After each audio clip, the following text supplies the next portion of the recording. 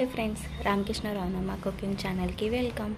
ఈరోజు మమ్మీ మామిడికాయ పచ్చి పులుసు చేస్తుంది. ఎలా చేస్తుందో చూద్దాం. దానికి కావాల్సిన పదార్థాలు మమ్మీ చూపిస్తుంది. హాయ్ ఫ్రెండ్స్, ఈరోజు మామిడికాయ పచ్చి పులుసు చేసుకున్నాం. దానికి కావాల్సిన పదార్థాలు మామిడికాయ, పచ్చిమిర్చి, ఎర్రగడ్డ, కల్లుప్పు, కొత్తిమీర. ఇప్పుడు మా చేసే విధానం చూస్తాం.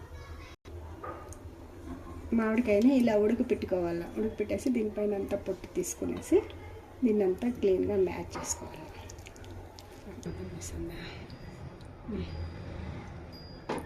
మామిడికాయ ఉడకపెట్టుకునేదంతా ఇలా గొజ్జ తీసుకునేయాలి ఫ్రెండ్స్. అంతా క్లీన్గా తీసేసుకొని,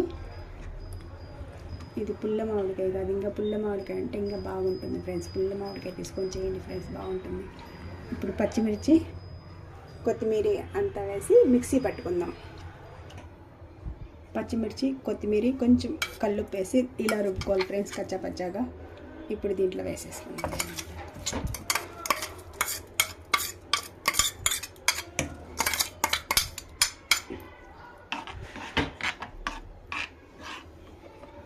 ఇప్పుడు కట్ చేసుకున్న ఎర్రగడ్డ కానీ దీంట్లో వేసేసుకుందాం. చూడండి ఫ్రెండ్స్, పచ్చి పులుసు రెడీ అయిపోయింది. ఇంతే, ఒకసారి ట్రై చేయండి ఫ్రెండ్స్. Okay friends, bye.